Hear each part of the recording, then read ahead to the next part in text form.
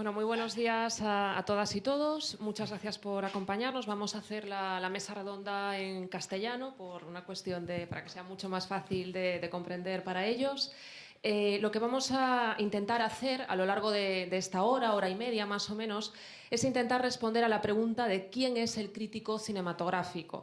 Es decir, una pregunta que nos puede parecer muy simple, pero que creemos alberga mucha más complejidad de la que aparenta. Porque, como decía Truffaut, ningún niño sueña con convertirse nunca en crítico de cine. Entonces, nosotros vamos a intentar averiguar a lo largo de esta hora el por qué ellos cuatro están sentados hoy aquí con nosotros, por qué han llegado a convertirse en críticos de cine y, sobre todo, que nos expliquen un poco cómo definirían su oficio, cuál es la naturaleza de su oficio.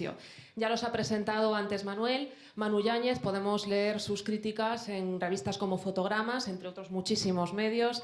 Jordi Costa es crítico cinematográfico del diario El País. Manu Sánchez es... Sergio Sánchez es crítico, podemos leerlo en La Razón, también en la revista Fotogramas, y en la revista Caimán podemos leer las críticas de Jara Yáñez.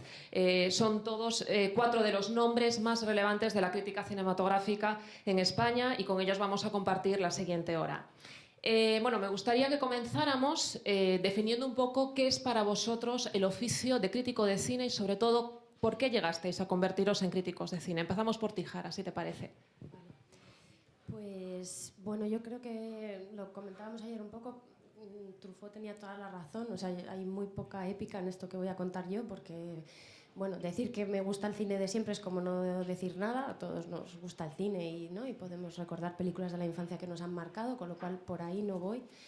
Estudié Historia del Arte porque estaba totalmente perdida, no sabía muy bien qué hacer, y me decanté por Historia del Arte un poco así, casi a voleo, o sea que no había, ¿no?, en principio ninguna idea muy clara de lo que quería ser. Después de la licenciatura empecé el doctorado, y ahí sí me decanté por el de Historia del Cine porque bueno, pues veía que encajaba más en...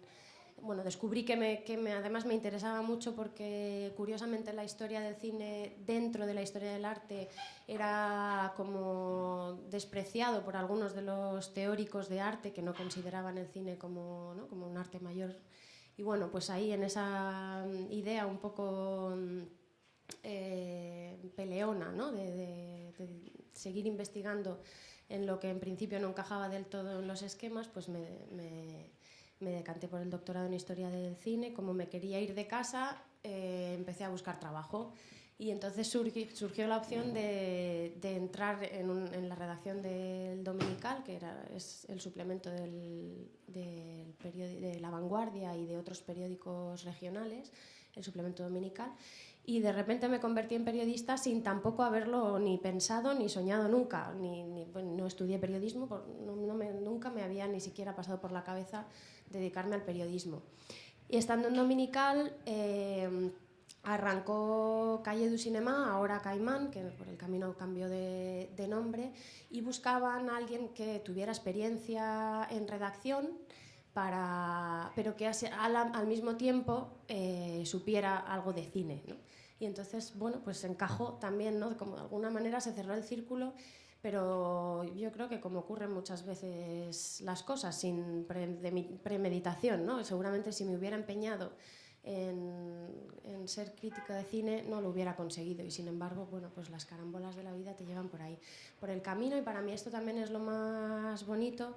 Hice un curso de crítica en Barcelona, precisamente en una estancia de investigación durante el doctorado, y allí tuve como profesores a Carlos Losilla, a Eulalia Iglesias, a Ángel Quintana y a Sergi Sánchez. Los primeros son compañeros directos ahora en la revista, y recuerdo particularmente la clase de Sergi porque bueno,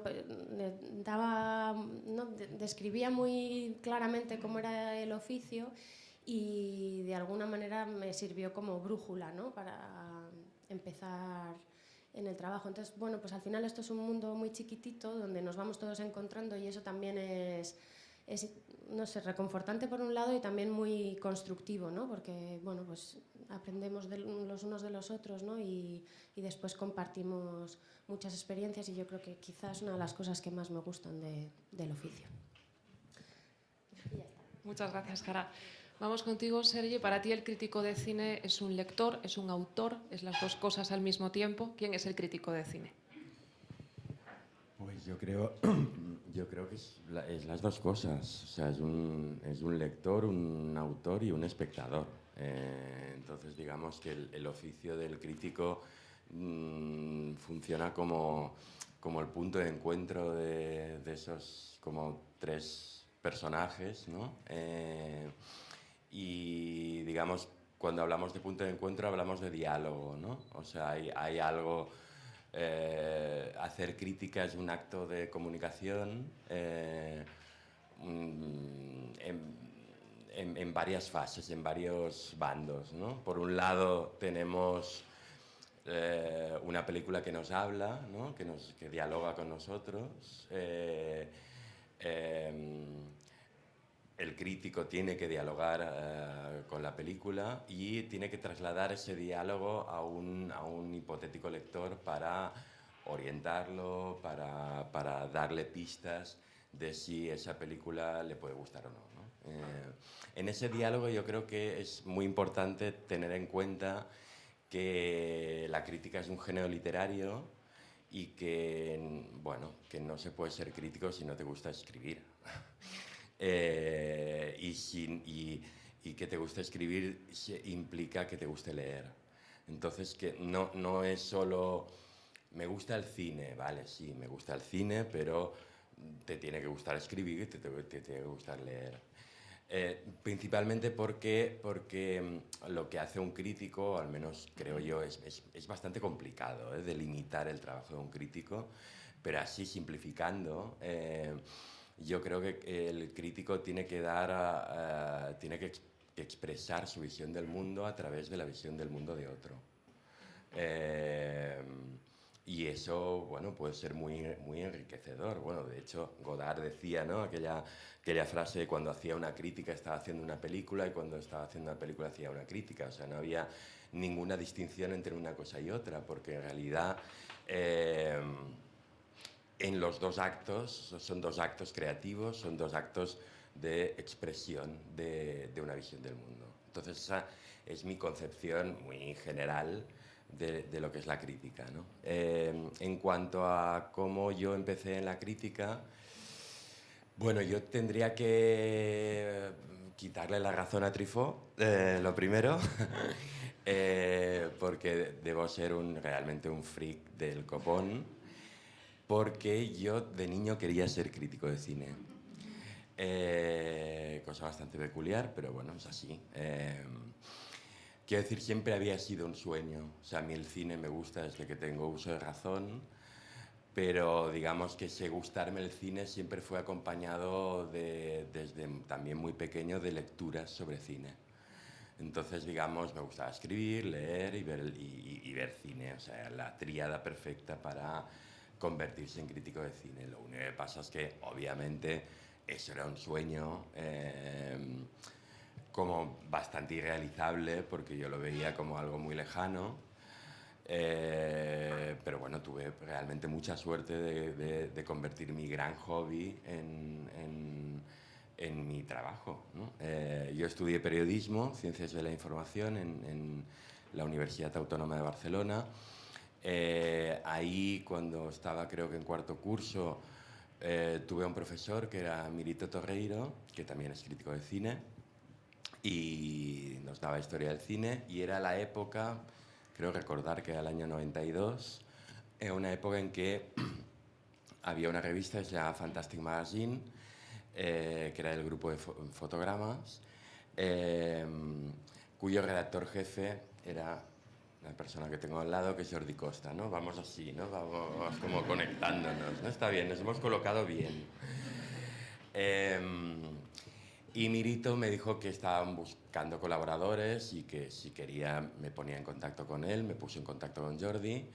Y empecé a colaborar en Fantastic Magazine, que era una revista donde Jordi en ese momento fomentó que muchos críticos muy jóvenes, de mi edad, o sea, yo tenía 22 años en esa época, empezaran a escribir sobre cine. Gente gente que colaboraba o estaba empezando a hacer fanzines, gente muy sensible al cine de género, porque era una revista muy dedicada al cine fantástico, como su nombre indicaba. Y bueno, ahí empecé a escribir sobre cine, luego un par de años después, bueno, esa revista duró lo que duró, que no duró mucho. Un par de años después, también a través de Jordi y luego a través de Daniel Monzón, que ha colaborado de Fotogramas, pero también era subdirector de un programa que se llamaba Días de Cine. Jordi fue a trabajar a Días de Cine, me recomendó. Yo hablé con Daniel y entré en Días de Cine en el programa milenario de Televisión Española. Y a partir de ahí, pues bueno, a lo largo de los años empecé a colaborar ya en Fotogramas en el 98 y en La Razón desde el primer número, desde que salió también en el año 98. Jordi, vamos ahora contigo. Tú además eres director de cine, además de crítico de cine.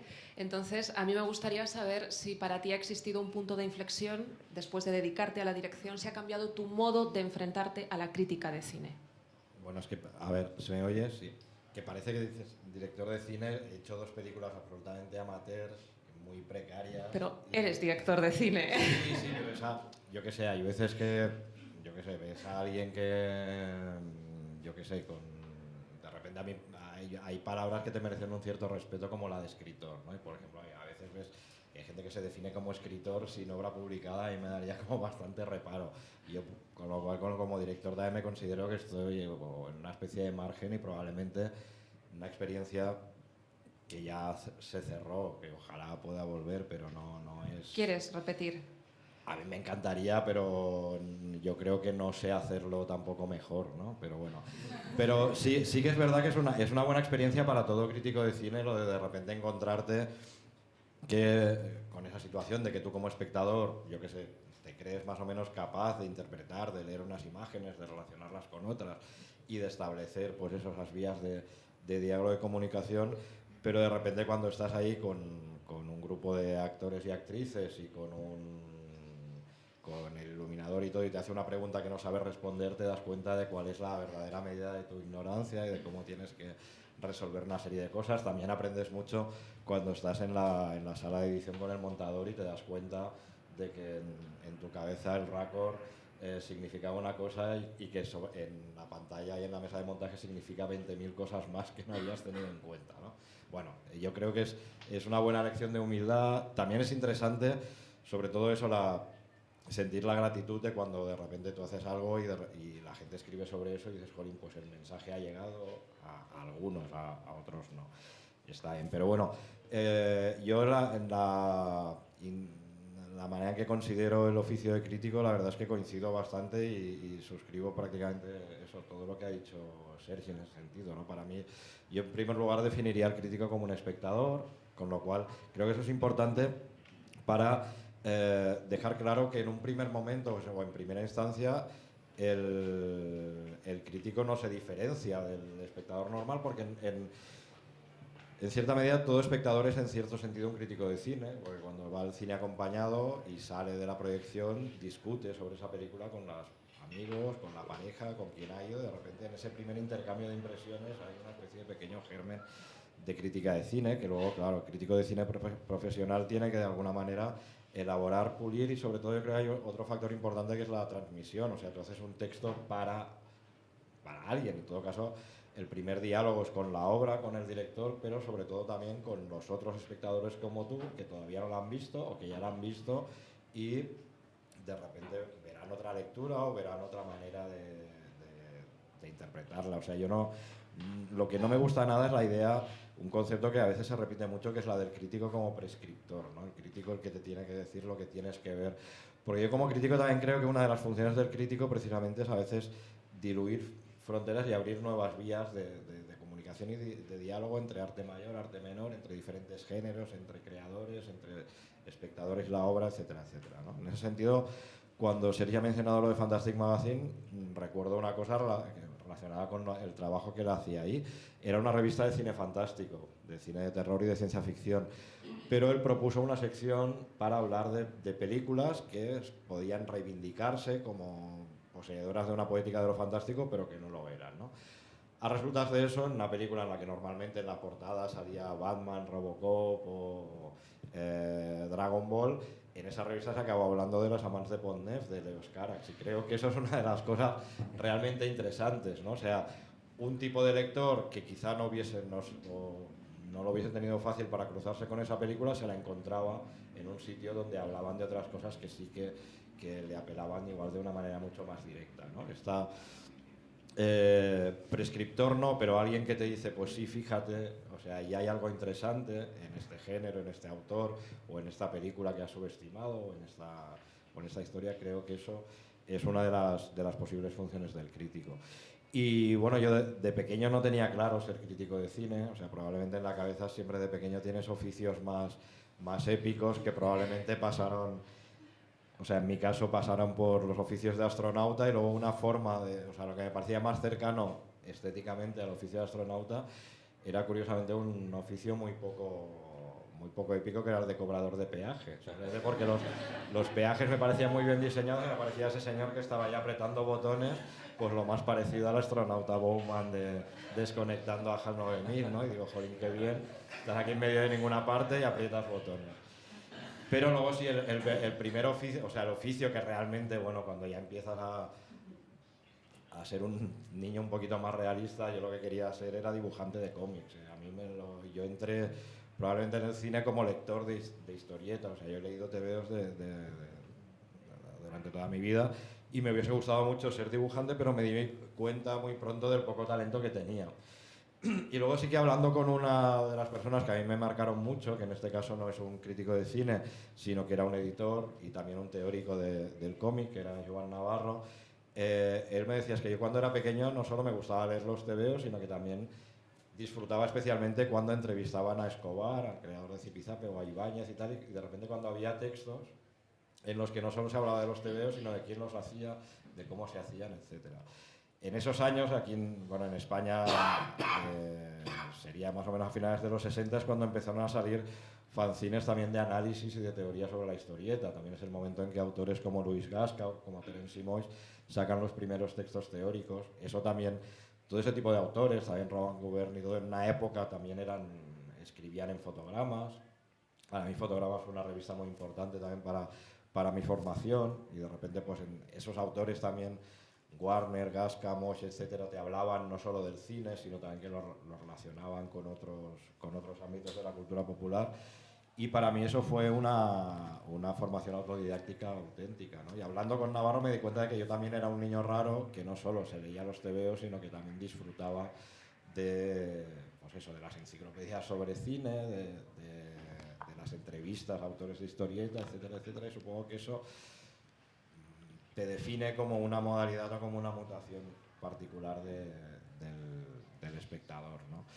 Y bueno, si he dicho antes que no me molestaba bastante lo de la idea del crítico como prescriptor, a pesar de que entiendo también a veces la necesidad de establecer cánones, que los cánones también cumplen una función útil y que los cánones, sobre todo, son algo revisable, ¿no? y que da un poco la medida de las sensibilidades de las diferentes épocas en las que se van estableciendo, se van proponiendo.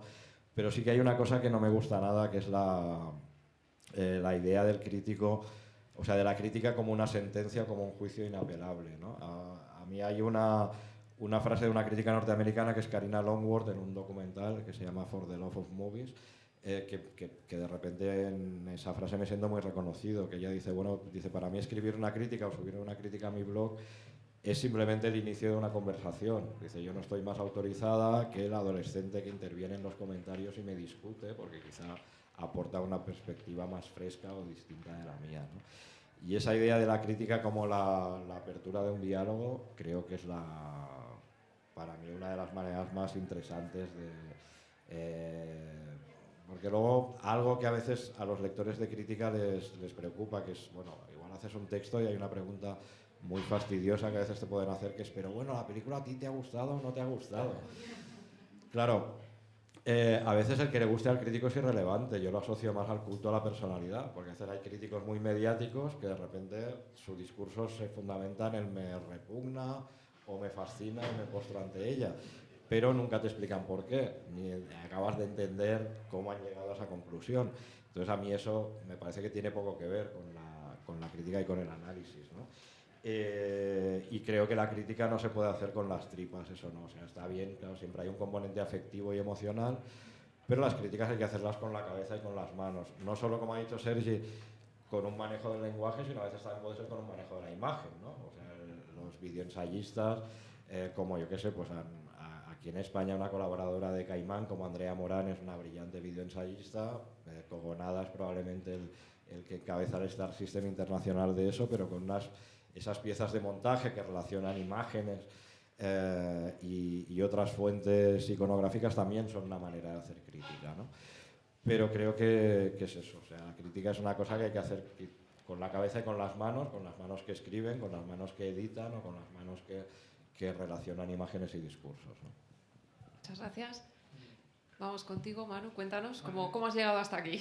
Bueno, de partida quería recoger el discurso que estaba planteando Jordi sobre la incomodidad o la dificultad que puede suponer la idea de que muchos lectores esperen del crítico una prescripción, y comentar, por ejemplo, que uno de los momentos más terroríficos para mí de cada mes es cuando recibo la lista de películas de fotogramas y tengo que puntuarlas, ¿no? Y poner estrellitas, que todo un conjunto de reflexiones, de muchas veces contradicciones o interrogantes que has ido teniendo durante el mes a propósito de las películas que has ido viendo, de repente tienes que simplificarlo todo en torno a unas estrellitas, ¿no?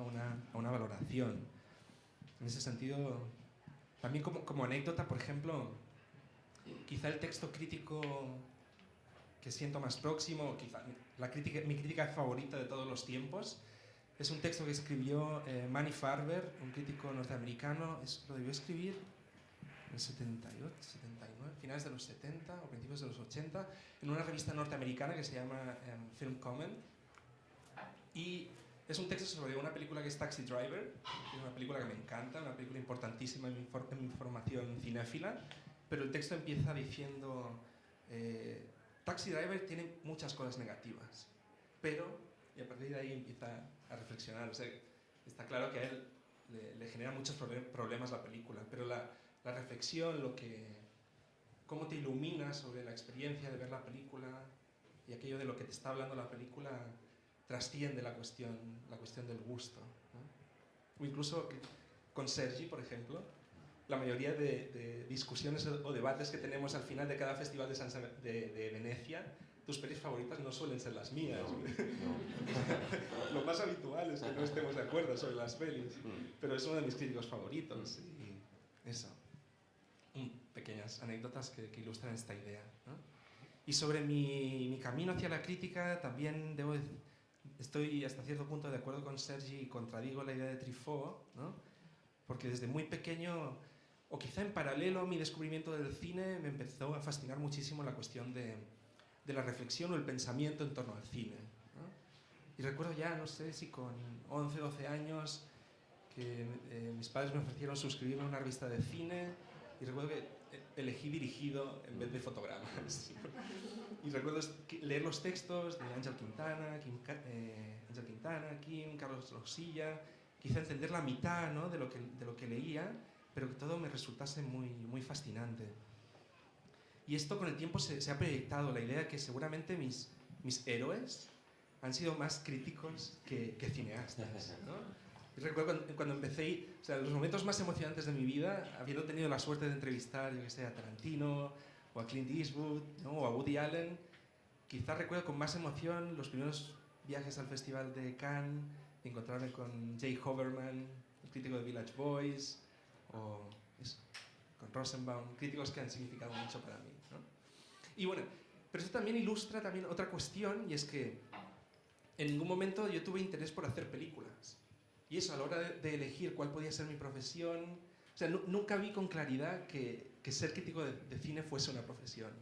Entonces, cuando tuve que elegir qué estudiar o qué hacer, como también se me daban bien las ciencias, terminé estudiando ingeniería industrial. y terminé ingeniería industrial, aunque cuando estaba por tercero o cuarto ya vi muy claramente que no me quería dedicar a eso toda mi vida. Y tuve la suerte de que en la Facultad de Barcelona de Ingenieros Industriales había un chico que escribía en una página web que se llama Miradas de Cine, sigue existiendo esa web, y empecé a escribir de forma obsesiva, compulsiva, ¿no? en varios medios digitales. Y en eso quizá hay una diferencia con vosotros, porque yo creo que quizá formo parte de la primera generación que pudimos terminar convirtiéndonos en críticos o periodistas de cine profesionales, empezando en los medios digitales. Recuerdo que cuando empecé en Miradas de Cine también escribía allí, el director de la revista era Alejandro G. Calvo, que ahora es el director de una web que se llama Sensacine, no sé si os suena, es bastante popular. También escribía José Manuel López, que ha escrito mucho en Caimán. Y quizá otro elemento crucial para que la crítica terminase convirtiendo en un... para mí se convirtiese en mi profesión, fue mi súbita fascinación y obsesión con los festivales de cine. Primero con los festivales más cercanos, a Barcelona, ¿no? Sitges, o algún pequeño viaje a San Sebastián, y después de repente la necesidad de empezar a ir a festivales internacionales. Ahora este año ha sido mi 15º Festival de Venecia, ¿no? Y esas fueron experiencias muy intensas. La posibilidad además de ver las películas sin ninguna crítica anterior, ser parte de ese primer encuentro entre la crítica y la película, fue muy emocionante. Me imagino que también hay un elemento quizá periodístico, ¿no? de seguir lo último.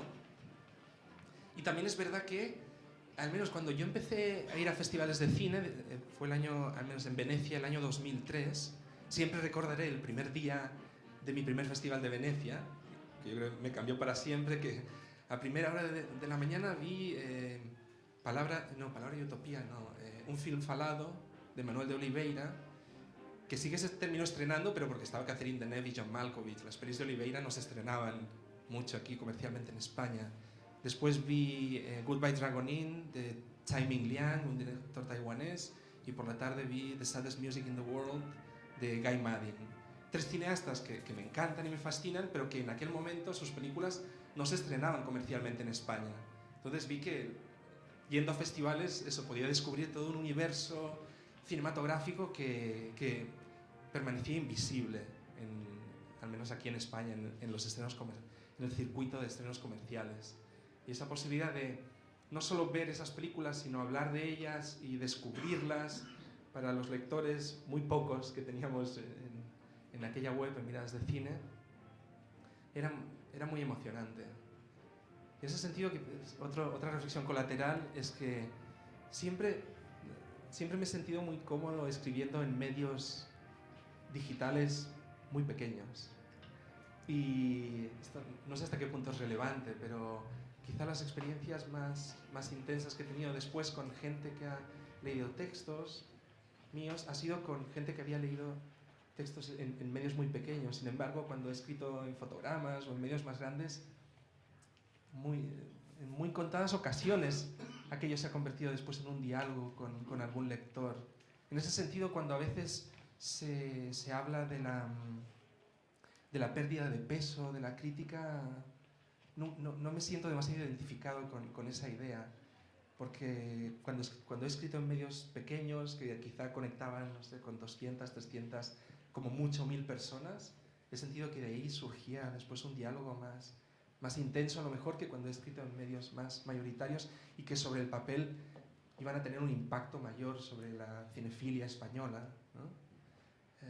En ese sentido también, sobre mi visión de la crítica, tiene mucho peso una idea quizá muy simple, para mí muy importante, que es, y ya lo has planteado tú, Sergi, más o menos en tu reflexión, que es el diálogo íntimo con la película.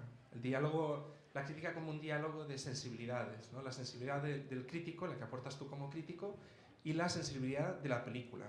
Aquí sí que introduciría un pequeño matiz, y es hablar de la sensibilidad de la película y no tanto la sensibilidad del director. Porque creo que una película es un ente, un objeto vivo que va cambiando de muchas maneras, ¿no? Con el tiempo, la manera de relacionarse con la realidad se va transformando, pero también se relaciona con cada crítico de maneras totalmente diferentes. Y es muy bonito cuando ese diálogo íntimo que puedes establecer con una película después se trasvasa a algún lector y puede convertirse también después en un diálogo íntimo con el lector, ¿no? En ese sentido, pues tiene mucho peso la subjetividad, que es una cuestión muy delicada cuando hablamos de crítica. Porque, por ejemplo, yo doy algunos talleres de crítica en Barcelona cada año y siempre detecto cuando empiezo el taller planteando una serie de reflexiones como las que estoy planteando ahora mismo, siempre detecto una cierta incomodidad en algunos de los alumnos que lo que esperan es que les comparta con ellos una especie de fórmula o de esquema, ¿no? Que debería servir para construir un texto crítico, ¿no? Y les planteo desde muy al principio del taller que el objetivo final es que cada uno de ellos pueda construir un discurso personal a partir de las películas que van viendo y a partir de su visión, lo que comentaba Sergi, su visión del mundo, ¿no? Expresada a través de ese vínculo que pueden hacer con las películas. Eso es. Bueno, y respecto a cómo se abrieron las puertas de la profesión para mí, en esa época en la que yo me empecé a montar por mi cuenta viajes a Cannes y Venecia, pillando currillos de 1 o 2 meses para ahorrar algo, ir a los festivales, hubo un año que Eulalia Iglesias, alguien la ha mencionado, Eulalia Iglesias estaba haciendo una sustitución de verano en la redacción de Fotogramas, ella sabía que yo tenía montado el viaje a Venecia, falló la persona que iba a hacer Venecia para Fotogramas y el director de Fotogramas me llamó a mí y a partir de ahí me agarré a esa posibilidad y se fue convirtiendo en mi profesión. Eso es. Muchas gracias. Vamos a empezar ahora la segunda parte del coloquio, donde vamos a debatir sobre películas concretas para que puedan ver cómo se van gestando diferentes lecturas a partir de un mismo film. Vamos a empezar por Basada en hechos reales de Polanski, para que nos contéis un poco, bueno, pues cuál es vuestra visión de la película. Por ejemplo, Sergi, tú afirmas en tu crítica de la película en Fotogramas que en esta película Polanski adopta un tono más frívolo que en sus obras mayores. ¿Crees que es una película menor en el conjunto de la filmografía de Polanski? Sí. Radicalmente sí. No, creo que es una película en la que Polanski está en todas partes, quiere decir que puede reconocer perfectamente todas sus obsesiones, desde el encierro, la claustrofobia, la confusión de identidades, está todo ahí. Pero sí que creo que hay un acercamiento a esas obsesiones mucho más, bueno, más superficial. Más superficial y que a veces deriva la película hacia un terreno que igual él no acaba de, no diría dominar, porque Polanski domina un montón de cosas, pero creo que es una película que igual Brian De Palma le habría sacado más jugo. Entonces hay ahí como una, yo veo ahí como una vacilación. Si no recuerdo mal, el guión de la película es de Olivier Assayas. Sí. ¿Puede ser que en esa dimensión como impersonal que en algún momento puedes detectar en la película tenga que ver el hecho de que el diálogo entre el guionista y el director generase ahí unas distorsiones? Sí. Porque, por ejemplo, toda la cuestión más metalingüística, donde en momentos se confunde lo que está escribiendo la autora, que puede ser que sea realidad o no. Eso es un juego con el que Assayas también ha jugado en muchas ocasiones. Sí, yo creo que ahí, y como bien dices, hay, digamos, el peso del imaginario de Assayas, ¿no? Sobre todo en sus películas más contemporáneas, ¿no? Más digitales, ¿no? O sea, desde Demon Lover hasta Sils María, ¿no? Digamos, ese juego con lo meta, ¿no?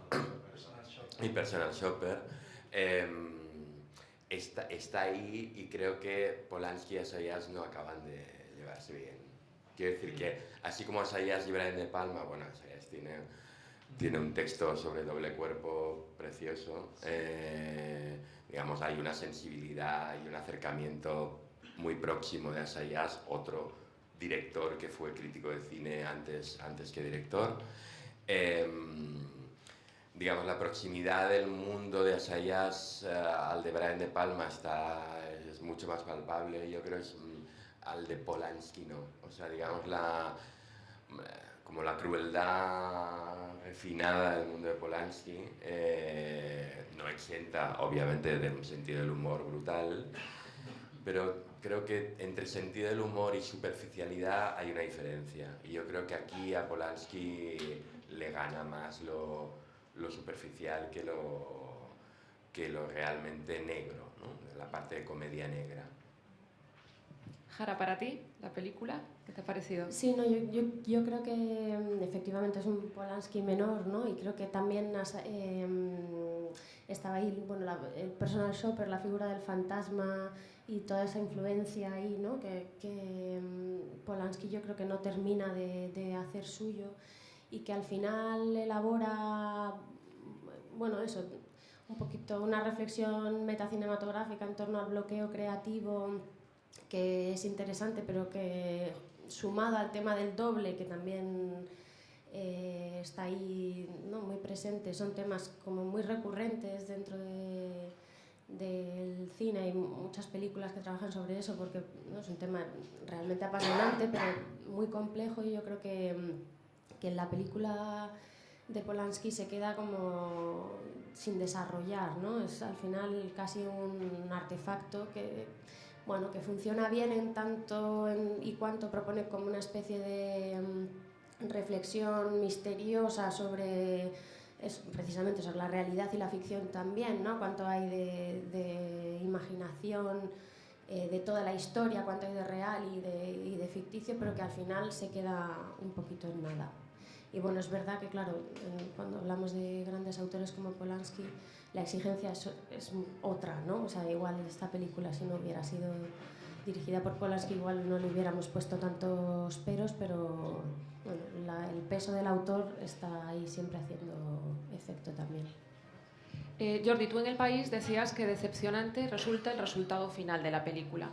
Sí, yo la verdad es que en este caso habéis escogido la película en la que estamos todos bastante de acuerdo. En esta sí. También es cierto, bueno, se junta otra cosa que aquí también yo creo que es importante el insistir en una cosa que creo que que el discurso de un crítico, o sea, que está bien que un crítico, digamos, cambie de opinión a lo largo de su carrera. Entonces, de repente hay veces en que una película, y puede ser perfectamente el caso de basada en hechos reales, ha generado una especie de expectativas que los críticos proyectamos, o sea, que hay una especie de anticipación que esa película no satisface. Cuando te vuelves a reencontrar con esta película 10 años más tarde o 20 años más tarde, probablemente siga sin gustarte. A mí me pasa, por ejemplo, pues a mí me gusta mucho Almodóvar, pero hay 3 películas de Almodóvar con las que nunca he podido, que son Kika, La flor de mi secreto y Carne trémula. Y repetidas veces he intentado volver a ellas a ver si me gustan. Claro, no.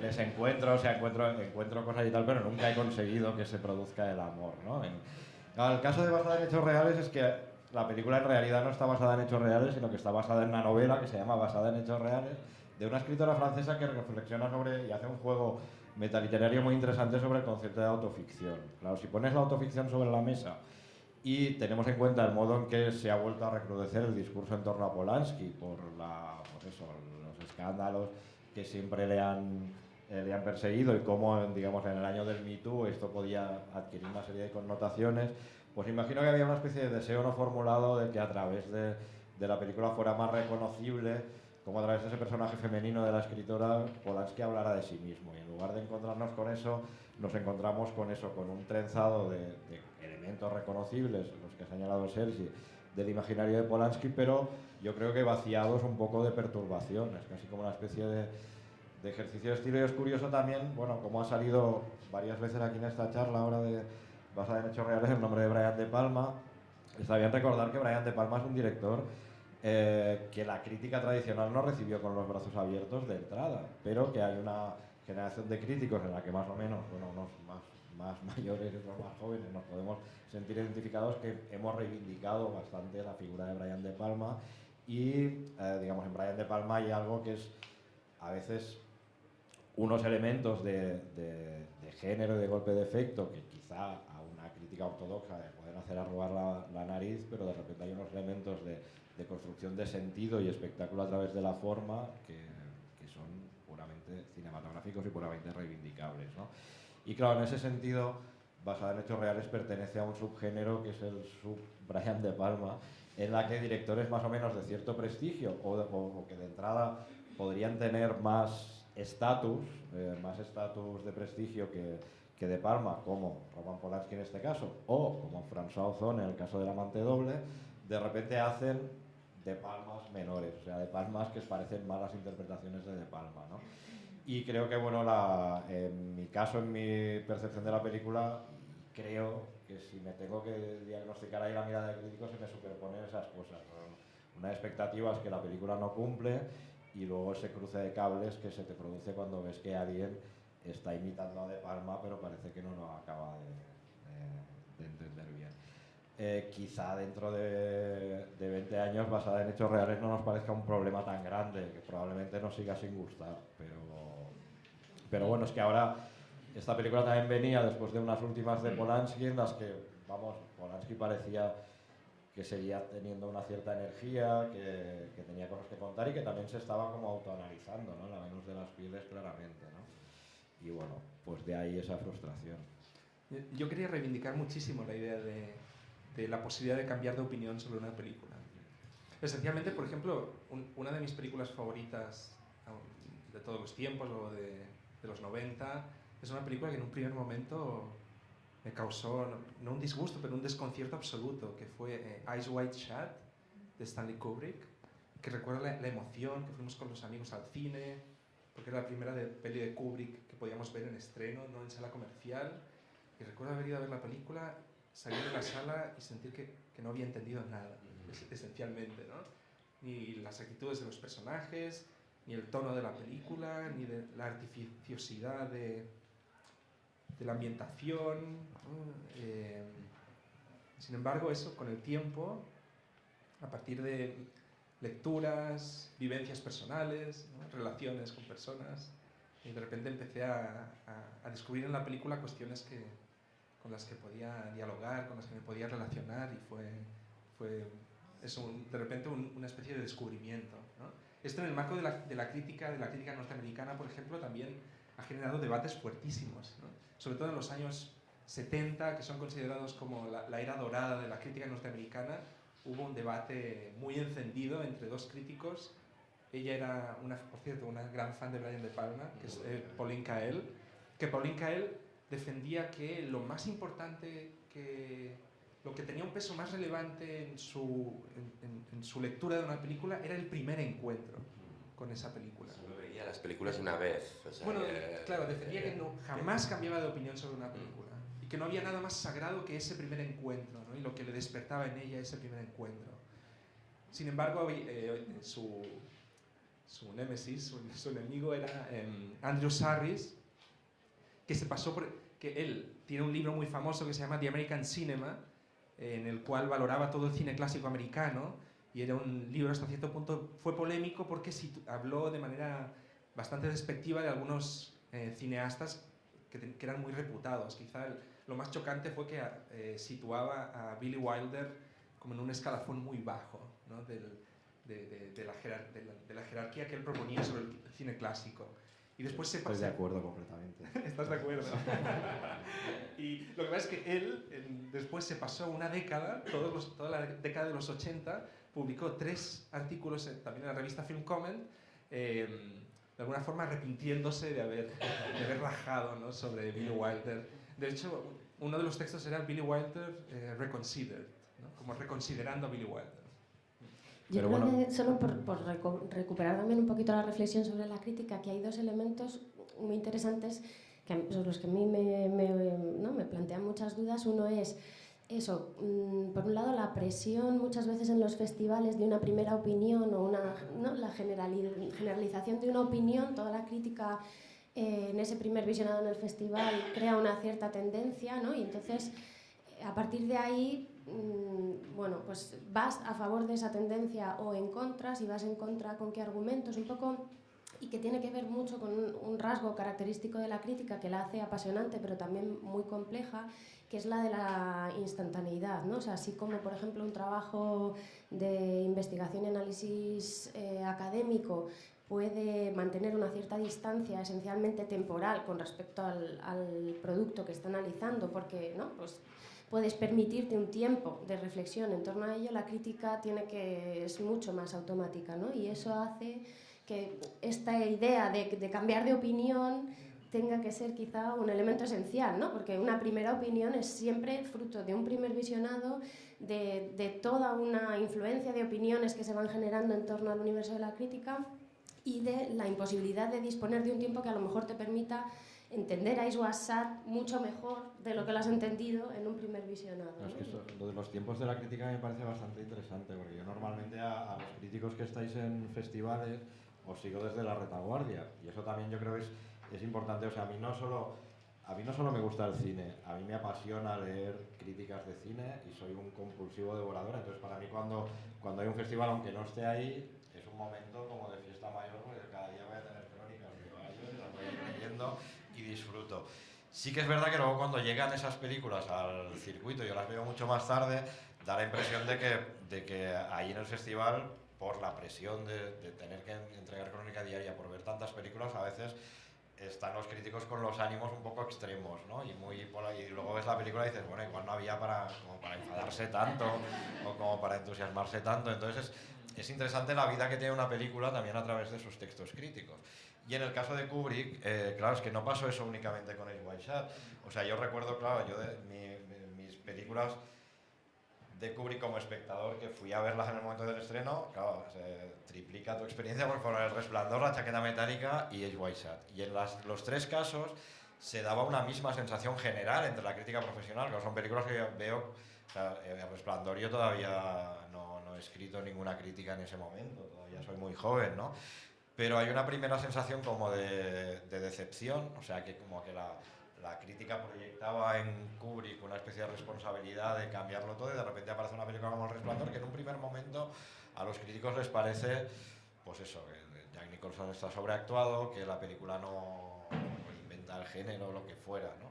Y luego son películas que con el paso del tiempo han ido aumentando su valor a través del discurso crítico, porque no sé, yo creo que propio Kubrick aporta, quizás sin saberlo, su propia metáfora, ¿no? Sus películas son como el monolito de 2001 y los críticos somos como los homínidos que nos intentamos relacionar con eso y que con el tiempo acabamos entendiendo cómo funciona eso, que es lo que nos está explicando, ¿no?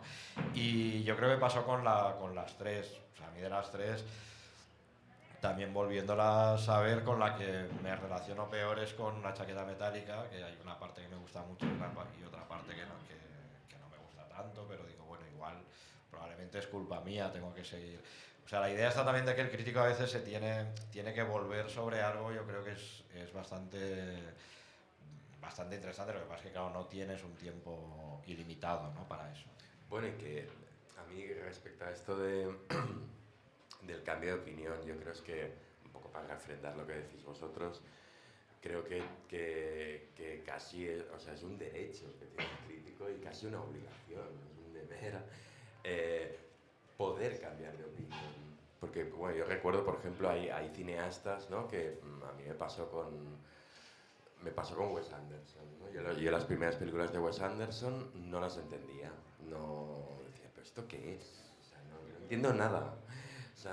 O sea, de repente ves, digamos, un cineasta que teóricamente, en el plano teórico, está trabajando con toda una serie de elementos que a ti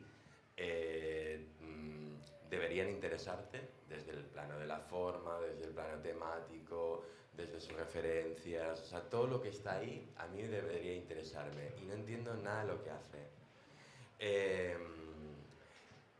Y hay un momento también que también, claro, el crítico, el paso del tiempo es importante. Y el paso del tiempo por una persona y por la sensibilidad de una persona no somos inmutables. Entonces, desde esa mutabilidad a la que el crítico tiene que estar completamente abierto, digamos, esa mutabilidad también afecta a su visión del mundo. Hay un momento en que insisto en Wes Anderson, que bueno, algún día entenderé qué le pasa a este hombre, ¿no? O sea, o no, o tiraré la toalla y diré, pues mira, no, realmente no me gusta, ¿no? Y veo el fantástico Mr. Fox, que es su primera película de animación, y digo, ya, claro, ya está, ahora lo entiendo todo, ¿no? Ahora sí, esta me encanta, y esta, digamos, reverbera en las demás, digamos, o sea, todo lo que veo bueno en esta me hace entender cosas que antes no entendía, y entonces hace que, digamos, mi visión de Wes Anderson, bueno, de alguna manera se enriquezca y ponga las piezas en su sitio de un cineasta que a mí me resultaba difícil de codificar. Entonces, claro, muchas veces esa relación con las películas, ¿no? Con la sensibilidad de las películas, necesita en efecto forma parte de un proceso, de un proceso vital. Claro, y eso me ayuda a ligarlo con los festivales, ¿no? Claro, ese proceso vital que tú vives en la relación con una película, en un festival se aniquila, porque es eso, te exige una inmediatez que, digamos, aniquila eso, el proceso de reflexión, el que tu sensibilidad realmente dialogue con calma con lo que has visto, ¿no? Por eso ocurre lo que dice Jordi la mayor parte de las veces, que las reacciones son súper extremas. Yo creo que un crítico, las películas que ha visto en un festival, está en la obligación de revisarlas cuando se estrenan comercialmente, porque realmente puede cambiar su opinión de una manera bastante radical, puede matizarla mucho. Sí, A mí- bueno, en este sentido y relacionado con la cuestión de la inmediatez, yo sí que quería quizá dar otro punto de vista y reivindicar el trabajo o las condiciones en las que escribimos en los festivales, porque es verdad que tenemos que escribir muy rápido, quizá meditando menos de lo que deberíamos, pero a veces tengo la sensación de que poder escribir, sobre todo como liberado del ruido ambiente que se genera rápidamente en torno a la película una vez empiezan a salir textos, tiene algo de liberador. Sobre todo pienso en una época, la actual, en unos tiempos en los que la crítica creo que está particularmente afectada o es muy vulnerable a unos discursos en los cuales la posibilidad de una reflexión íntima con la película se ve afectada por cuestiones de contexto, ¿no? Como en el momento actual parece que sea imposible muchas veces leer las películas desde una perspectiva íntima y no desde una perspectiva, ¿cómo explicarlo?, conectada a cuestiones es lo que decía, del contexto, sea la realidad política del momento, las corrientes de pensamiento que están muy marcadas por lo mediático. No sé, por ejemplo, en ocasiones respecto a ciertas películas, en el momento actual, por ejemplo, donde está muy presente la influencia de Trump en la política mundial, o la cuestión Esto me pasa también muchas veces entrevistando a directores, ¿no? Que intentas hacer preguntas más sobre la película y todas las preguntas son sobre Me Too, sobre Trump, y cómo rápidamente la reflexión crítica en torno a esas películas, y yo creo que en gran medida por la influencia de los editores de medios también, va tendiendo más hacia una reflexión contextual que formal de la película, ¿no? Sin embargo, cuando la ves en un festival y no ha habido ninguna opinión previa, puedes escribir quizá de forma más libre, ¿no? O por ejemplo la cuestión de los Oscars, ¿no? Muy rápidamente, por ejemplo en Venecia, que en los últimos años ha ido ganando peso porque se presentan películas que terminan ganando los Oscars, parece que rápidamente, por parte sobre todo de los medios norteamericanos, se hable de las películas en términos de oscarizable, no oscarizable, ¿no? y poder escribir antes de que todo eso florezca, tiene algo de liberador, al menos para mí. A mí esto también, o sea, me sugiere todo lo que, ¿no? Una reflexión sobre objetividad, subjetividad, ¿no? A la hora de hacer el análisis, que creo que también es como parte, es otro de los conflictos esenciales del texto crítico, que hablabas antes, Jordi, ¿no? De la visceralidad, o sea, cómo, bueno, pues si hemos visto cómo hay que ser quizá prudentes a la hora de abordar la película en un primer visionado y en un primer momento, intentar, bueno, yo por lo menos, no dejarnos llevar por esa visceralidad de rabia o de amor profundo, ¿no? De sentimientos encontrados que hagan que al final el texto tienda más a expresar esos elementos subjetivos que al final para mí son menos, sobre todo pensando en el lector, menos constructivos para el diálogo que se pretende establecer cuando escribes una crítica, ¿no? O sea, lo que para mí visceralmente haya significado la película creo que es menos interesante para el lector, y entonces la manera de buscar romper con esa subjetividad y acercar el texto más a algo que pueda parecerse a objetivo pasa por el argumento, por el análisis formal, ¿no? por buscar también eso, pues la manera de, ¿no? lo que decía Sergi, de entender o sea, una película en su conjunto con respecto a la obra del autor y tratar de entender cuáles son las líneas generales que a lo largo de su filmografía ha ido elaborando para, a la hora de trabajar sobre una película concreta, tratar de entender más en global qué es lo que esa película está queriendo decir, ¿no? O sea, bueno, como elementos que nos ayudan a construir una reflexión que se aleje de ese peligro de caer simplemente en la emoción y en lo visceral del primer contacto con la película. Ahora pensaba, por ejemplo, en Mother, ¿no? Que se presentó en el Festival de Venecia, que nosotros la vimos por primera vez, estuvimos ahí, y tuvo una recepción de abucheos importante, y luego también de aplausos, ¿no? Entonces, claro, Mother ya desde esa primera sesión nace con el germen de la polémica o de la división de opiniones, ¿no? Como documento nacional de identidad, ¿no?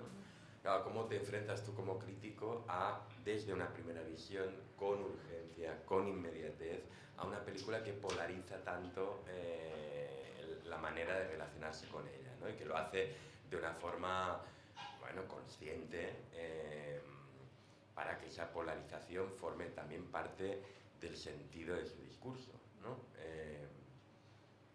Bueno, de hecho, habéis discrepado, Manu y Sergi, sobre esta película en la revista Fotogramas, ¿no? Uno a favor y otro en contra. Sí, Pero discrepamos. creo que fue un caso muy extraño, porque creo que después, leyendo los textos, prácticamente decíamos lo mismo. Claro, pero a mí lo mismo a mí me parecía fantástico, claro, y a ti no. Claro, esa es la opinión, ¿no? La valoración que igual no importa, Sí, el análisis que había eso, detrás. que tenía un punto absurdo, porque en el fondo estábamos planteando las mismas ideas, pero tú defendiendo la película y yo en contra. Sí. Sobre esta cuestión, por eso, del gusto, o sea, yo realmente con el tiempo cada vez me siento más ajeno a la necesidad de juzgar o de emitir un juicio de valor. Y esto quizá en el momento en el que empecé a sentir una devoción brutal por el crítico que quizás mi crítico favorito, ya murió, es Manny Farber. Él en los últimos años de su carrera renegó de manera casi radical del deseo, la necesidad de emitir un juicio de valor. Y una cuestión que para mí yo creo que cada vez tiene más peso a la hora de ver las películas y de pensar las películas es la cuestión del desajuste o la disfunción o, ¿cómo decirlo?, lo que no acaba de cuajar, lo que no acaba de funcionar. O sea, cuando estoy viendo una película, cuando veo algo que siento que no acaba de funcionar, es cuando se activan mis neuronas. Y es cuando realmente, cuando veo que algo no acaba de funcionar o no acaba de conectar conmigo, no me acaba de gustar, es cuando siento como una mayor excitación crítica, ¿no? De decir, voy a intentar pensar por qué, ¿no? ¿Por qué esto no me acaba de funcionar? Y intentar buscarle un sentido o si quizá no tiene sentido y por tanto hay una idea de caos, ¿no? Que puede ser sugerente. Pero eso, que realmente hace poco una revista online, revista Mutaciones, me preguntó cuál era para mí la peor película de la historia.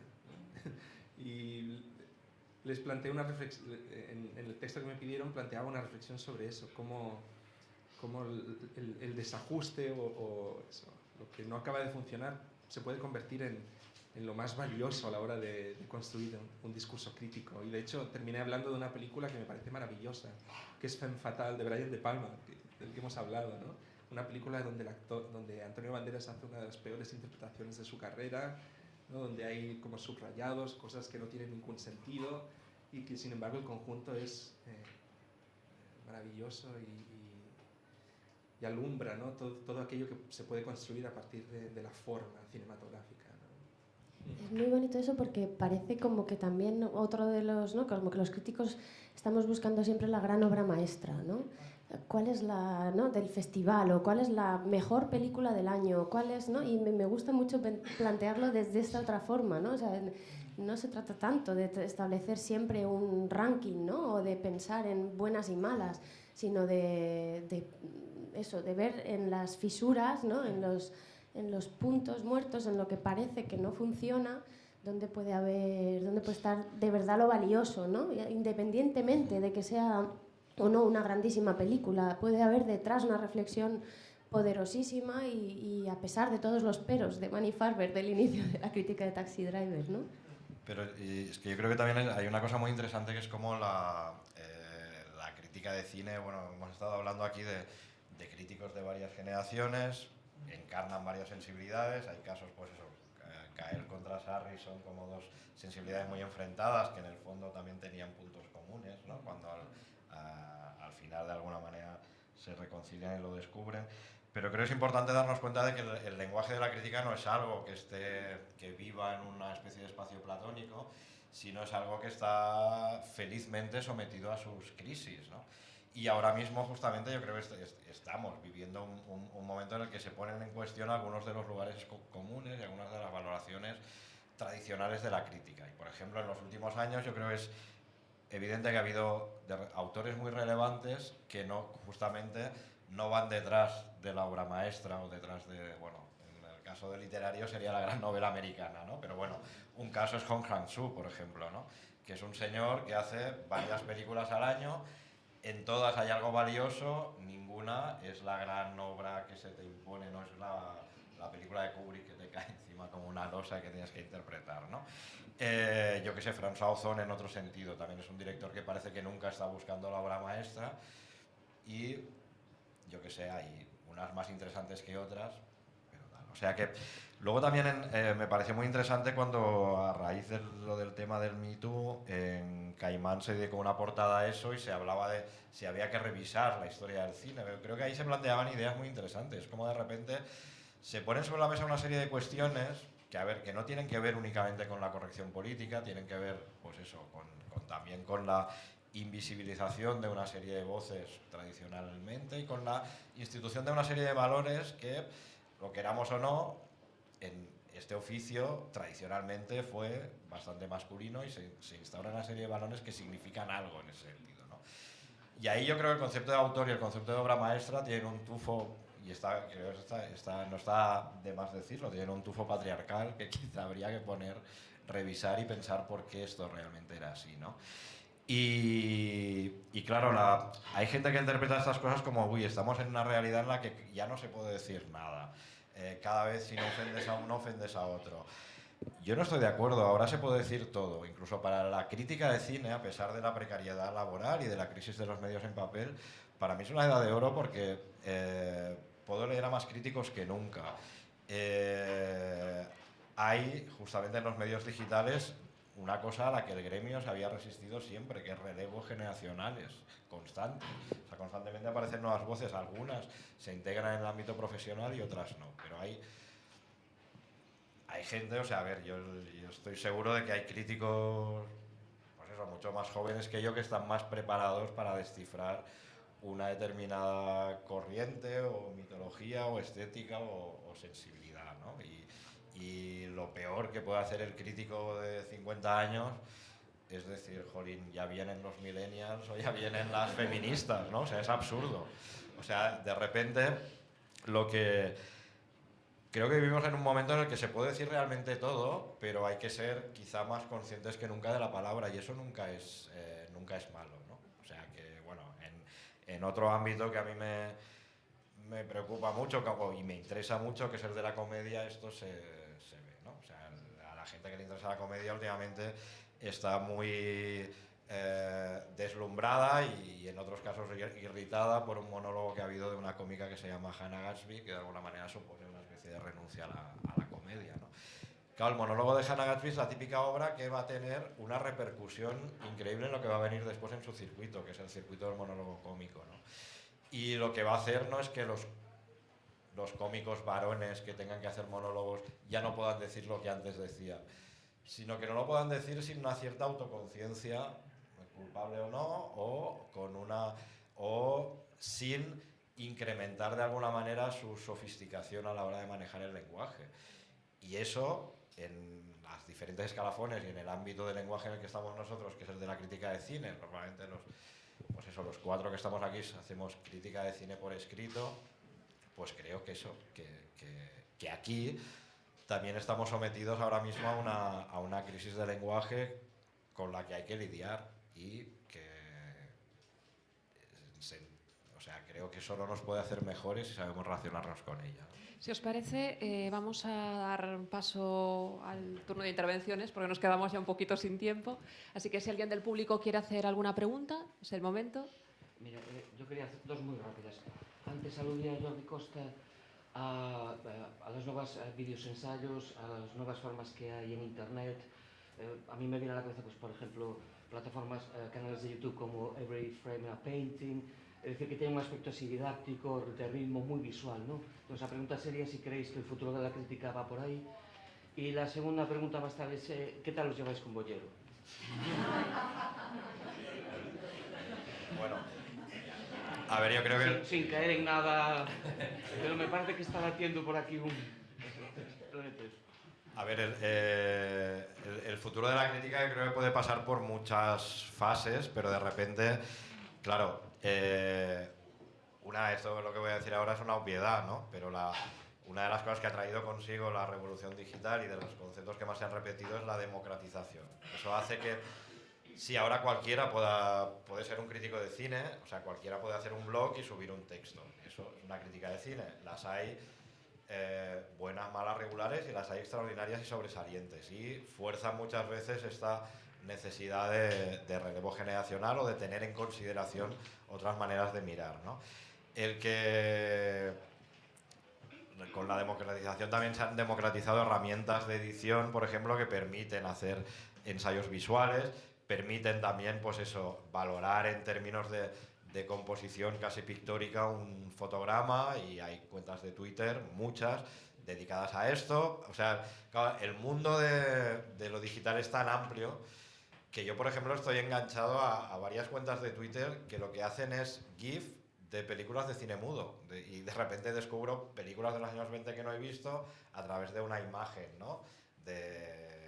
Yo qué sé, de Gloria Swanson o de Mabel Normand, que no había visto, y bueno, y es un GIF, o sea, es una cosa aparentemente frívola, pero para mí es una ventana de descubrir y encontrar cosas. O sea, que la alta tecnología digital o la tecnología digital de uso también está al servicio del rescate de lo arqueológico.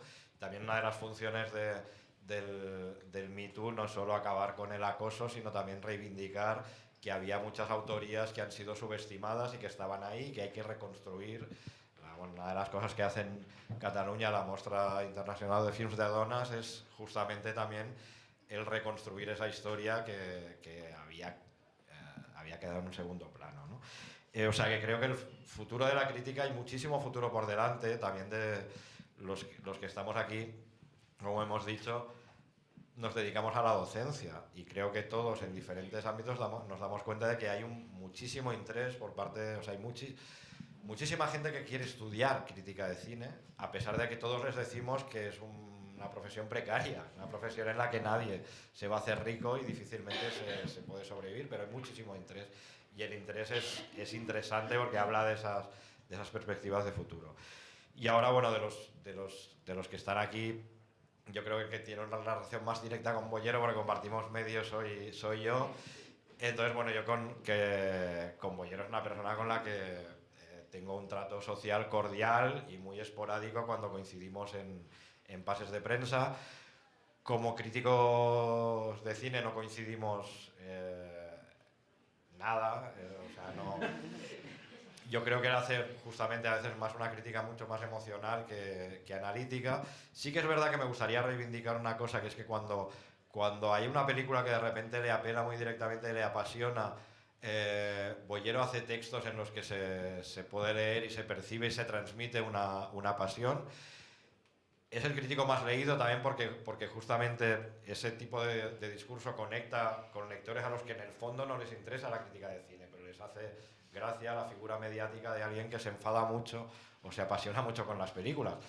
Pasaba en la radio con Carlos Pumares con esas figuras, ¿no? De gustos tenemos poco en común, pero eso no...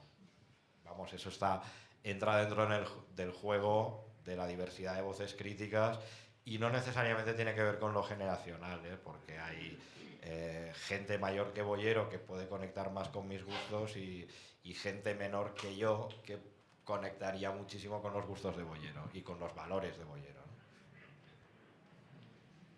¿no? Quizá lo más interesante del surgimiento del videoensayo es se ha roto con la idea de que el discurso crítico debe ser unívoco, ¿no? Está mucho más atomizado y hay muchas formas, muchos espacios.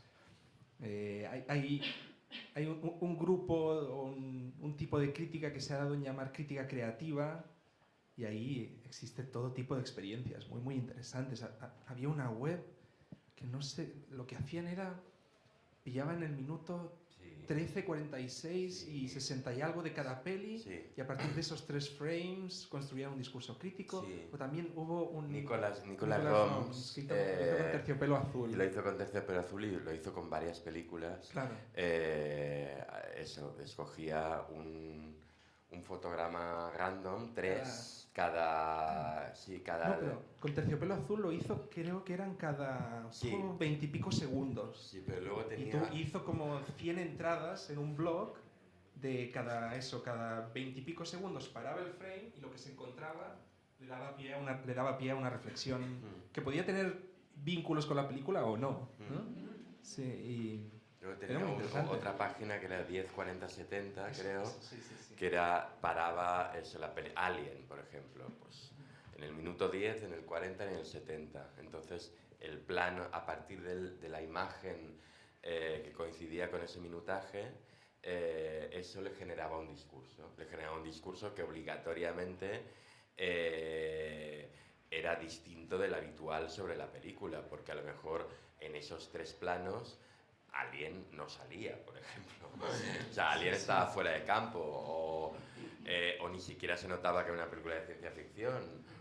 Es realmente un ejercicio muy interesante que, bueno, eso demuestra que realmente las mutaciones de la crítica en el contexto de la cultura contemporánea son infinitas. Sí, lo que es muy interesante es ver que a veces estos especies de experimentos creativos también tienen lugar a veces en medios más mainstream, más generalistas.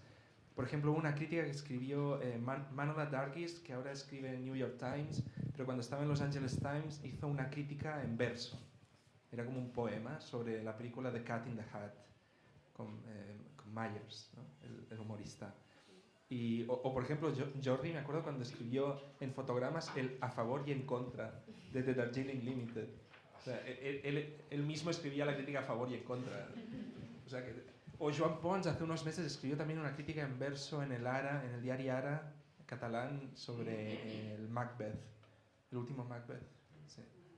A mí lo del videoensayo también me parece que introduce un poco lo que contaba antes Jordi, de que el crítico se acerque aunque sea por un momento, a la figura del cineasta y se haga más evidente o ponga en primer término una reflexión que tiene que ver con lo formal, ¿no? Con la imagen, con el estatuto de la imagen en sí mismo, y que, bueno, pues introduce ahí también no sé, otra tendencia, otra línea, una metodología distinta que en todo este abanico amplísimo de la crítica, que lo hace, ¿no?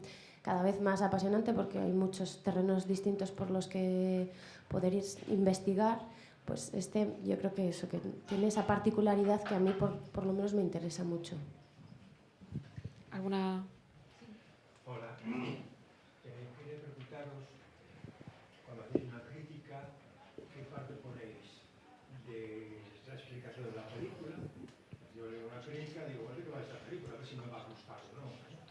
Y luego también, a mí me gusta la opinión que tenéis cada uno de los críticos, ¿no? Pero lo que no me gusta nada, es cuando el crítico está criticando la película del director tal, y hace referencia a otro director y luego a otra película y a otro director, y lo está comparando, y en este caso particularmente mío, ¿no? No conozco ni esa película ni ese director, ¿no? O sea, que me da a entender, a mí, en esta opinión, de que el crítico en este caso quiere darse una estructura cinematográfica que realmente tiene, como tenéis vosotros, pero quiere poner en el papel, cuando es una crítica que va a leer gente aficionada, ¿no? Entonces quería saber eso. Pero solo una preguntilla. Si, por ejemplo, si el texto te está pareciendo muy interesante y la descripción de la película te parece sugerente y la manera de exponer la opinión personal del crítico es interesante, si de repente si hace mención de otra película, ¿no hace que te pique la curiosidad y que a lo mejor quieras ver esa otra película? Sí, exactamente. Si es una película, es que hay unas críticas que hace una película, hace un autor, hace el autor, y entonces, la verdad, ya me cae. Yo creo que eso tiene... Somos aficionados, que nos gusta el cine, pero no queremos profundizar. Pero yo creo que en la cuestión... Quería saber cómo consideráis vosotros para hacer la crítica, explicar de qué va, pues uno va a ver una película porque les gusta de qué va, ¿no? Luego, la opinión también del crítico, ¿no? Yo creo que ahí hay la otra parte ya. Saber cómo enfocáis vosotros. Es que por un lado creo que una crítica yo creo que no es una sinopsis con respecto a ¿no? de qué va la película, que la crítica no necesariamente tiene que desarrollar el argumento de la película, porque esa es la sinopsis que está disponible en cualquier otro sitio, ¿no? O sea, entonces un poco... el periódico, una revista, no quiero leer, esta película me está diciendo de la crítica tal. ¿Qué pasa? Que tengo que ir a la sinopsis. Luego resulta que la sinopsis, por ejemplo, como aparecen en las cartulinas de los DVD, ¿no? En este caso, ¿no? Pues demuestra muchas de estas carátulas que no miran la película. Y luego miran la película y no miran la película. O bien, te cuentan la película y te cuentan el asesino. No sé. Bueno, no, yo sobre el tema este de las referencias y de todas estas cosas, a mí siempre me gusta recordar una cosa que escribió Cabrera Infante, que él tiene, claro, era un señor que tenía una doble vida como crítico, firmaba Caín, ¿no? Como crítico de cine, Guillermo Cabrera Infante era brillante y era una voz muy interesante, ¿no? Bueno, también hay que tener en cuenta que cuando escribimos en los medios no tenemos un campo de juegos ilimitados, sino que nos dicen, bueno, estos son 200 caracteres o 250 caracteres, y entonces, bueno, tienes que escoger. Yo estoy de acuerdo con Jara en que la sinopsis, o sea, la crítica no es el lugar para contar de qué va, porque el espacio periodístico es muy valioso y tienes que aprovecharlo justamente para el análisis. Ahora, a la hora de analizar, realmente sí que no creo que haya, como ha dicho Manu antes, no hay una fórmula mágica, y lo importante es que la lectura sea a través de los ojos del crítico que en ese momento está analizando y escribiendo, ¿no? Y hay veces que tu manera de desentrañar una película igual pasa por una referencia incluso de otro medio, ¿eh? O sea, o una canción, o una obra de teatro, o un libro, o algo, de repente te permite entrar ahí. cuando Guillermo Cabrera Infante publicó o sea, era una entrevista a Caín, o sea, se entrevistaba a sí mismo, entonces se autorreplicaba y precisamente se decía, bueno, muchos dicen que eres, bueno, no recuerdo las palabras exactas, pero creen que eres un pedante y tal porque pones muchas citas literarias y cinematográficas, extracinematográficas en tus textos, y entonces él se autorreplicaba, decía, bueno, es que yo de repente la crítica la escribo dando por supuesto que mi lector es o sea, como mi igual, o sea, es alguien, o sea, es un trato de igual a igual, y de repente estoy compartiendo una serie de cosas, ¿no? Y en ese sentido, claro, yo por ejemplo tiendo a estas cosas que a ti no te gustan como lector, pero para mí son siempre, o como mínimo me funcionan cuando leo un texto de otro crítico, justamente como hipervínculos o como ventanas, ¿no? Es decir, como, bueno, lo relacionan con esto que no sé lo que es, voy a intentar verlo, ¿no? O sea, que no es que el crítico te esté diciendo mira cuánto sé de cine, sino mira qué amplio puede ser el campo de conexiones y de juegos, ¿no? Y lo que haces cuando incluyes alguna referencia extracinematográfica o cinematográfica en una crítica, justamente es compartir ese juego, no es... pero claro, hay veces, o sea, la manera de aproximarse a una película también a veces es tan distinta. O sea, hay películas que de repente hay una película que te está diciendo, claro, que ahí lo principal y lo que está dando todo el contenido y lo que está dando la identidad, la singularidad de esa película es la interpretación de la protagonista, y de repente haces una crítica hablando de Isabel Huppert casi únicamente, ¿no? Por ejemplo, ¿no? Pero igual en la siguiente película de ese director de repente hay yo qué sé, hay una cita de Kerouac que te sirve para entrar en materia, ¿no? O sea, no hay una fórmula. Hay una anécdota muy curiosa y simpática de uno de mis críticos favoritos, se llama Adrian Martin. Escribió durante muchos años, él es australiano, en un periódico australiano que se llamaba The Age, y él siempre explica que cuando empezó a escribir, no es que nadie le dijese cómo tenía que escribir, pero él pensaba que tenía que escribir de manera como ordenada, estructurada. Entonces, sus textos empezaban explicando un poco la trama de la película, después hablaba de cuestiones técnicas, la fotografía, el montaje, y después siempre al final de todo ponía como su reflexión más personal y más de fondo sobre la película. Y él se dio cuenta que el editor de cultura del medio, cuando de repente les aparecía publicidad y tenía que recortar algo, siempre le recortaba el final, ¿no? Que para él era lo más importante. Entonces se dio cuenta que lo que tenía que hacer era entremezclarlo todo, ¿no? Y que cuando hablaba de la trama y el texto era más descriptivo, pues introducía cuestiones de análisis. Y yo creo que así es la manera que a mí me gusta más de escribir, ¿no? Intentar... Jordi decía que quizá no tiene mucho sentido describir la película, pero la verdad es que yo creo que puede ser un ejercicio también muy interesante, intentar ser descriptivo. Por ejemplo, últimamente a mí me gusta a veces empezar los textos describiendo alguna pequeña escena o algún detalle que puede parecer secundario de la película, alguna cuestión visual, pero que me sirve como de ancla para alguna reflexión analítica de fondo sobre la película. Entonces, intentar como entremezclar cuestiones más analíticas o microanalíticas con reflexiones de fondo, o también poder, aunque no te interese mucho, vincularla con otras cuestiones de la historia del cine que expliquen la relevancia o el lugar que tiene la película en el contexto de la historia del cine. Y entremezclarlo todo es un ejercicio para mí interesante. Vamos a dar paso a una última pregunta. ¿Sí? Aunque a riesgo de ser una pregunta manida, siempre pienso lo mismo cuando pienso en el trabajo de un crítico. ¿Hasta qué punto os sentís libres para trabajar? Por la presión que hablabais antes en los festivales, ya no solo por los tiempos, que son excesivos, pero en vuestras manos muchas veces para que una película se catapulte al cielo o se destierre. Bueno, no, que yo tengo una anécdota un poco ridícula con toda esta cuestión. Por ejemplo, cuando voy a Venecia, soy muy consciente que en los últimos años el Festival de Venecia, como decía antes, ha ido ganando peso por el tema de que algunas películas de Venecia terminan convirtiéndose en las grandes ganadoras de los Oscars, ¿no? Que todo esto de la carrera de los Oscars a mí me interesa muy poco.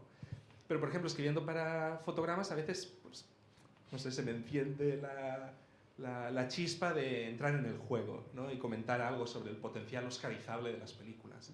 Y recuerdo que hace 2 años, cuando se presentó la película The Arrival, ¿cómo se llama aquí? La llegada, con Amy Adams. No sé por qué se me ocurrió cuando estaba escribiendo poner Amy Adams y dediqué un par o tres de líneas a su interpretación, que es muy importante en la película, pero terminé diciendo algo así como ella es carne de Oscar o algo así. Y entonces lo pusieron en la portada del DVD de la película. Y después Amy Adams no fue ni nominada. Entonces, por mi parte, eso ha sido una lección para intentar no caer o no dejarme influenciar por cuestiones que no conectan con mi verdadera personalidad como crítico. Y la verdad es que, por lo general, escribo con mucha libertad. No suelo recibir presiones, y cuando decido a lo mejor distanciarme un poco de lo que es mi esencia, es más por una cuestión de decisión personal, porque a lo mejor siento que sí, debo responder a ciertas cuestiones que puede esperar de mí el medio o los editores para los que trabajo, pero no recuerdo casi ningún caso de recibir como alguna presión concreta. Bueno, yo coincido con Manu, digamos, yo trabajo con una libertad total y absoluta. Y digamos que una cosa que tú has dicho, ¿no? Como esa responsabilidad, ¿no? Del crítico de lanzar a una película o enterrarla en el ostracismo. Claro, ahí... Es que la tenéis. Es una cuestión de marketing. Bueno, yo creo que la tenemos... Ahí va un poco todo también. Pero la tenemos... Precisamente va mi pregunta. Todo lo que es marketing y demás. Y la publicidad detrás, la libertad del medio, ¿no? Con respecto a eso. Pero yo creo que esa responsabilidad a la que tú aludes, digamos, la tenemos, pero no tanto como tú te crees. Quiere decir que eso puede ocurrir con películas muy puntuales en las que realmente el apoyo crítico puede hacer que esa película brille en una cartelera de una manera ostensible, o al contrario, o sea, que quede enterrada, pero eso, a ver, sería sobrevalorarnos en exceso.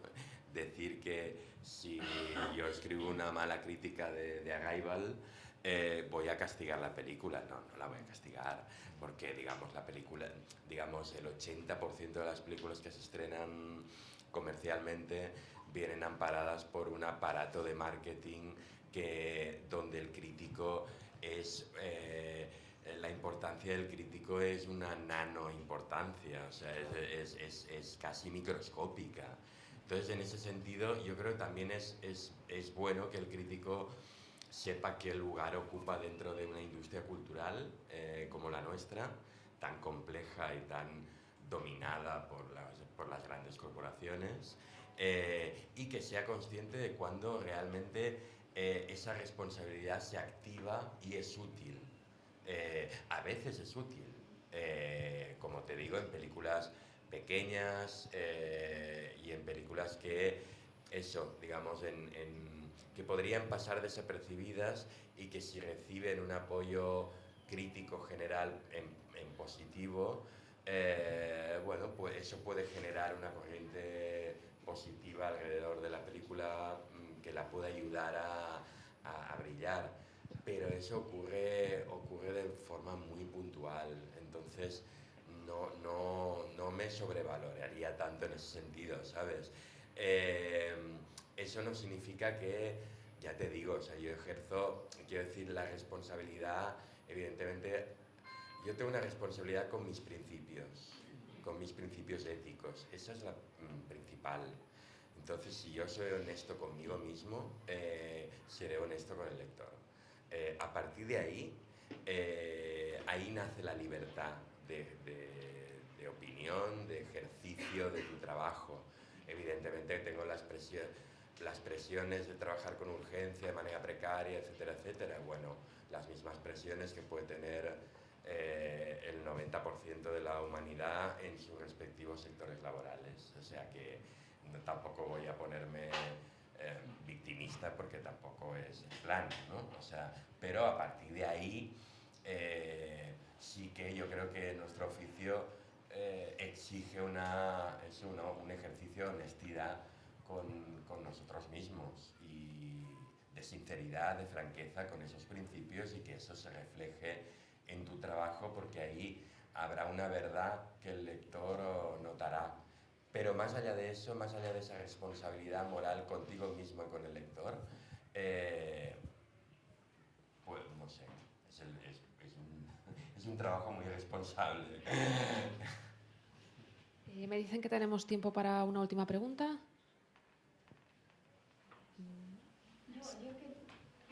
¿Qué me decías que era la persona que quería preguntar? Adelante. Sí, dime. No, volviendo a lo que comentaba esta persona, que claro, cuando mencionáis a toda esta gente, los que estamos en provincias no tenemos ninguna forma de acceder. Como no pirateemos, pues la verdad no tenemos acceso a todos esos nombres que vosotros mencionáis. Simplemente eso. Y otra pregunta que quería hacer, bueno, no sé si puedo. Si creéis que es importante enseñar en los colegios cómo apreciar el cine. Bueno, no, yo solo quería decir solo una cosa de lo de no poder acceder. Bueno, ahora sin necesidad de recurrir a la piratería estamos en la era en la que es más fácil acceder a una serie de cosas, ¿no? O sea, yo recuerdo que antes porque también cuando escribes una crítica a veces dices, bueno, de este director resulta que me perdí la película anterior o ya no la recuerdo, necesitaría revisarla. Yo tenía cerca de casa un videoclub que se llamaba Ficciones, que estaba muy orientado a lo cinéfilo y estaba todo muy bien clasificado, y antes iba ahí a ver si tenían la película, a veces la tenían, a veces no. Ahora de repente miro si está en Filmin, si está en Netflix, si está en Movistar y si está en Wacky TV, ¿no? Que son cosas a las que puedo acceder desde casa. Y hay veces que hay películas que no están ahí, pero bueno, para eso lo que estoy intentando decir es que sin necesidad de recurrir a la piratería, desde cualquier punto del país se puede acceder a bastante catálogo, ¿no? Y luego, bueno, lo de incorporar esto a la educación, pero educación, digamos, de escuelas, como mínimo el dar que el cine estuviera incorporado como materia ya desde como historia o como estética, claro, a mí me parecería maravilloso y estupendo, o sea, que se enseñara cine, ¿no? Claro, de hecho todos nos dedicamos también a enseñar cine, pero a gente más mayor, ¿no? Yo con respecto a lo primero, por retomar esto, o sea, la reivindicación de la cita como una voluntad divulgativa, no arrogante, ¿no? Sino de abrirle al lector quizá la posibilidad de descubrir autores, músicos, no sé, dibujantes de cómic, lo que sea, que a lo mejor no conoce y que de repente, lo que decía Jordi, le abren una ventana, ¿no? Y efectivamente creo que ahora es verdad que siempre es complicado acceder a determinados productos, pero cada vez hay más opciones, incluso para quien no está... O sea, porque muchas veces las referencias son a películas que ya no están en cartel y que se pueden recuperar, ¿no?, por otras plataformas, como decía Jordi. Y con respecto a la educación, a mí me parece, bueno, lo decía antes, ¿no? Estudié Historia del Arte y en la universidad el cine era un arte menor. Eso da una idea de la necesidad de que el cine empiece a ser comprendido como una disciplina al nivel de la literatura, igual que nuestros hijos estudian historia de la literatura en el colegio, lo deberían hacer con respecto al cine, incluso casi más, porque el audiovisual pues es un mecanismo, una herramienta de relación de los niños y de los adolescentes con el mundo más poderosa y mucho más común que incluso los libros. Y tratar de, o sea, que las nuevas generaciones tengan una formación de lo que es el lenguaje audiovisual es la única posibilidad de que tengamos una visión crítica con respecto a lo que vemos y que, por lo tanto, todos los mensajes que se nos mandan a través de las imágenes tengamos herramientas suficientes para protegernos o no, ¿no?, para entender exactamente de qué manera se expresan y, por lo tanto, podemos tener una mirada crítica con respecto a ellos. Con lo cual, para mí, vamos, la educación en lenguaje cinematográfico y audiovisual es esencial. Bueno, pues tenemos que terminar ya, nos quedamos sin tiempo, nos han quedado muchas películas por analizar, así que la única solución hay que proponer a la organización que os traigan otra vez el año que viene y lo hacemos otra vez. Bueno, pues muchas gracias a todos por venir. Muchas gracias. Gracias a vosotros.